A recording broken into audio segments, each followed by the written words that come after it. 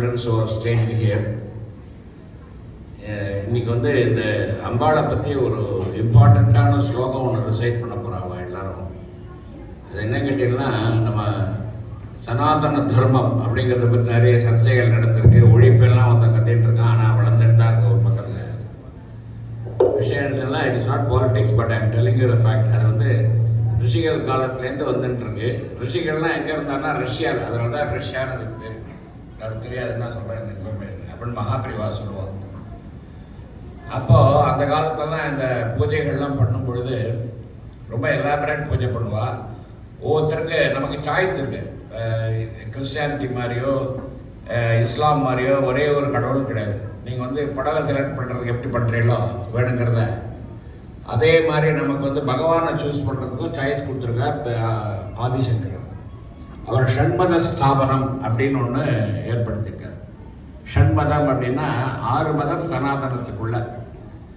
ஒன்று வந்து சூரியன். சூரியன் தான் எல்லாம் கிரேட்டு, சூரியன் தான் இம்பார்ட்டன்ட்டுன்னு வேண்டிக்கிறது ஒரு மதம் இருக்கு. அது சூரியனை வர்ஷிப் பண்ணுறது பேர் சௌரம்னு இருக்கு. அப்புறம் வந்து கௌமார், சுப்பிரமணிய சுவாமி தான் எனக்கு எல்லாமே, அவர் தான் எனக்கு எல்லாம் வசதின்னு சொல்லி வேண்டினாலும் சுப்பிரமணிய சுவாமின்னு வேண்டிக்கலாம், அது பேர் கௌமாரம்னு பேர். அப்புறம் சிவன் தான் எனக்கு கிரேட்டு, சிவனை தான் நான் வேண்டிப்பேன், சிவன் தான் எனக்கு கடவுளை வேண்டிட்டு நீங்கள் சிவன் தான் வேண்டிக்கலாம், அது பேர் சைவம்னு பேர். அப்புறம் அம்பாள், அம்பாள் தான் எல்லாத்தையும் விட கிரேட்டு, அம்பாளை தான் நான் உபாசிக்கிறேன் அப்படின்னு சொல்றவாளுக்கு சக்தி உபாசனைக்கு பேர் சாக்தம்னு பேர். புரிஞ்சுங்களா?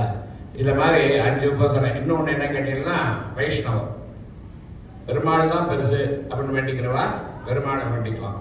இதை மாதிரி நமக்கு 6 சாய்ஸ் கொடுத்துருக்காரு ஷண்மதத்தில்.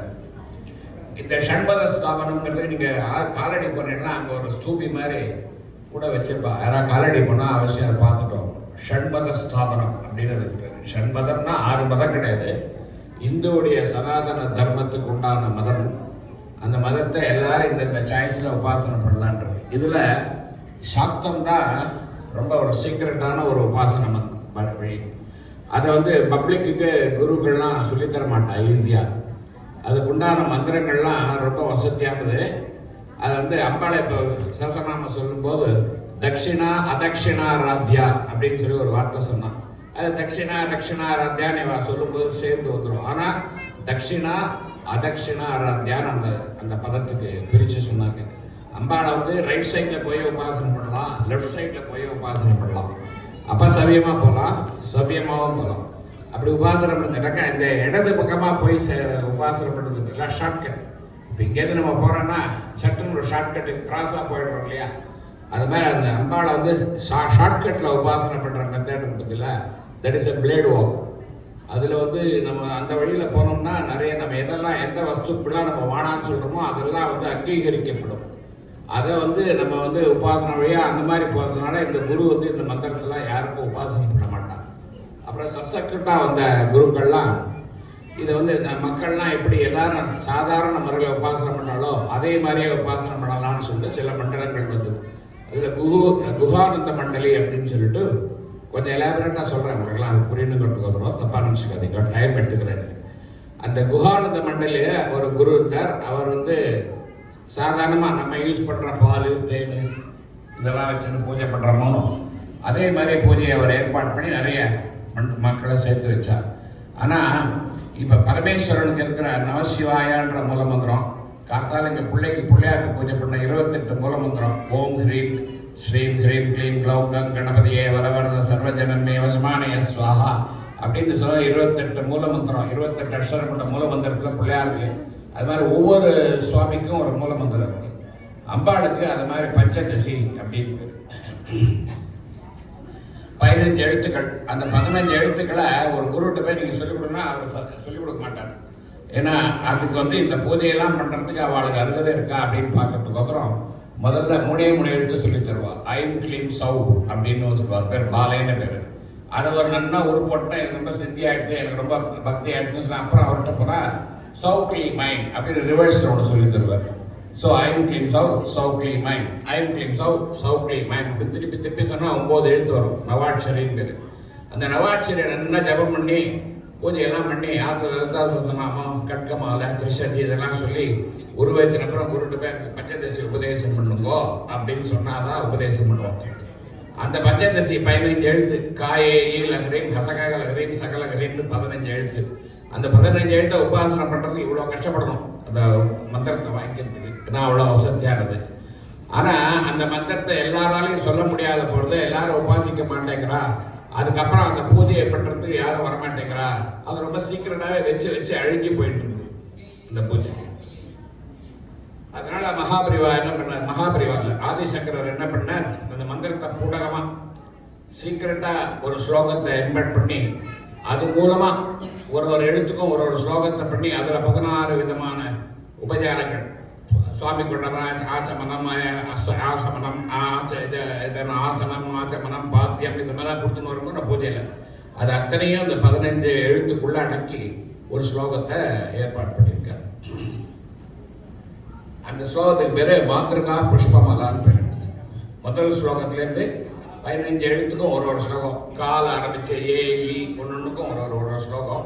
அதை இவளுக்கு அந்த சீக்கிரட்டான ஸ்லோகத்தை சொல்லி கொடுத்துருக்கேன். அதை எல்லாரும் ஈஸியா கத்துக்கலாம். கத்துக்கிறது ஒன்றும் கஷ்டம் கிடையாது. யூடியூப்ல இருக்கு, நானே ரெக்கார்டிங் எல்லாம் கொடுத்துருக்கேன், பார்த்துக்கலாம் நீங்க.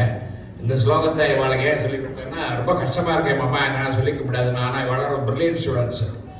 அந்த அம்பாளுக்கு வந்து இந்த கௌசும்ப வர்ணம் தான் பிடிக்கும் அப்படின்னு நான் சொன்னேன். கௌசும்பம்னா மஸ்டர்ட் கலர். நீங்க எல்லாம் பாருங்க, என்ன கேட்காதே மஸ்டர்ட்ல வந்துருக்கான். நான் 9 அம்பாள் இங்க உட்காந்துருக்கான். அந்த அந்த மஸ்டர்ட் எல்லாம் மஸ்டர்ட்ல வந்துருக்கிறதுனால அவ ரொம்ப சின்சியராகவும் பக்தியாகவும் கத்துட்ட இந்த ஸ்லோகத்தை அவ அவங்களுக்கு பிள்ளையார் முதல்ல வேண்டிட்டு சொல்லி காமிப்பா. அதுல என்ன கேட்டீங்கன்னா, முதல்ல சுவாமிக்கு ஆசனம் கொடுக்கறது. ஏன்னா மணித்வீபம்னு ஒரு இடம், அங்க வந்து நிறைய 1000 கால் மண்டபம் ஒன்று இருக்கு. அதுல 1000 தூண் இருக்கு. 1000 தூணும் ரத்தனம் பதிச்சிருக்கு.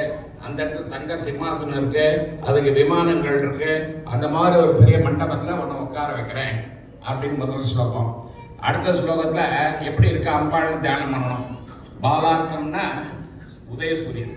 உதயசூரியன் எல்லாரும் கண்ணால பார்க்க முடியும்.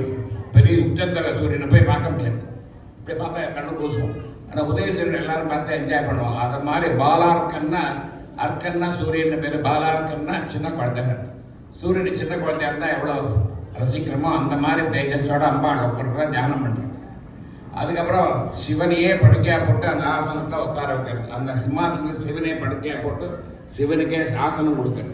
அதுக்கப்புறம் நிறைய தீர்த்தத்துல நிறைய வசதியான குங்குமப்பூ அது இது எல்லாம் போட்டு இதை வச்சுட்டு சீர்த்தத்தை வச்சுட்டு மந்திரங்களால ருத்ரம் சமகம் புருஷ சுத்தம் இது மாதிரி மந்திரங்களால சொல்லப்பட்ட கங்கா ஜலம் எல்லாம் இருக்கிறது வச்சுட்டு தீர்த்தம் வச்சு ஸ்நானம் பண்ணி வைக்கிறது. அதுக்கப்புறம் வசதியான டிஷ்யூ சாரீஸ் போட்டு அதுல தங்கத்தை பதிச்சு, தங்கத்திலேருந்து நேராக்கள் எல்லாம் ரத்தனத்தை பதிச்சு அதை உத்தரியமா போட்டு அந்த மாதிரி ஒரு மஞ்சள் கலர்ல ஒரு சாரி கொடுக்கறது. அதுக்கப்புறம் உடம்பெல்லாம் இல்லாத என்னென்ன ஆபரணம் உண்டோ எல்லாம் போட்டு இடுப்புல ஒட்டியாடணும், நாக்கு மூக்கு சூடாமணி மேல சொல்லுவாள் லேடிஸ் கொடுக்குற வங்கி இது எல்லாம் போட்டு அம்பாளை சொகுசு பண்ணி அலங்கரிக்கிறது.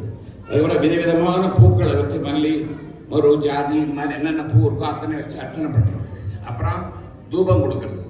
தூபம் வந்து எப்படி தசாங்கம் கொடுக்கறது, குங்குலி இருக்கு, அதெல்லாம் கொடுத்து அம்பாலோட கூந்தல் ஆனது குளிச்சு வந்தோடனே ஈரமா இருக்குன்னு அதுக்கு தூபம் போட்டு அதை ஆற்றி விடணும். இதெல்லாம் நம்ம பண்ற உபச்சாரம். மனசால காசால பண்றதுக்கு ஒரு கோடீஸ்வரோட முடியாது.